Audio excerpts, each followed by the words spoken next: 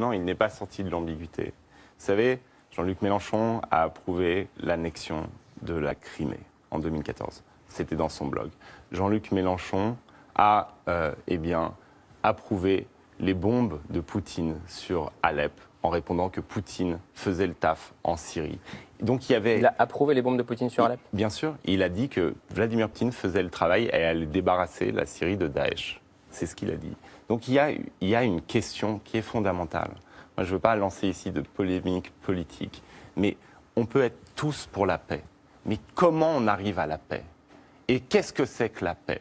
Aujourd'hui, refuser de donner à la résistance ukrainienne, comme il le fait, les moyens de se défendre, ce n'est pas être pacifiste. Ce n'est pas être pacifiste, c'est laisser ceux qui font la guerre la gagner. C'est laisser ceux qui font la guerre atteindre leurs objectifs.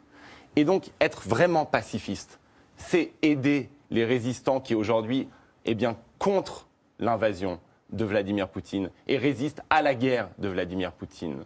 Vous savez, aider des résistants, c'est pas être va-t-en-guerre.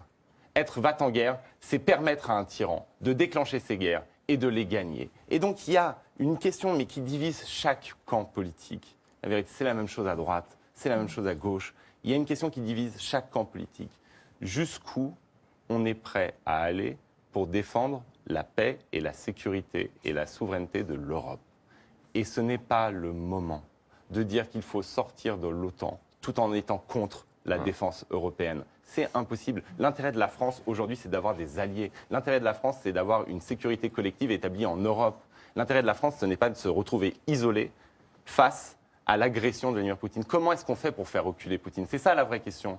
Comment est-ce qu'on fait ? On appelle simplement à une conférence sur les frontières ? C'est ça qu'on fait ? Sérieusement, on a fait des appels à des conférences à Vladimir Poutine pendant 20 ans. Il a rasé Grozny, on a fait un appel à une conférence. Il a rasé Alep, on fait des appels à des conférences. Et là, il va raser toutes les villes ukrainiennes, on va faire des appels à des conférences. Non, il y a un moment où il faut être conséquent. Si on veut défendre la liberté pour nous, on doit la défendre aussi pour les Ukrainiens.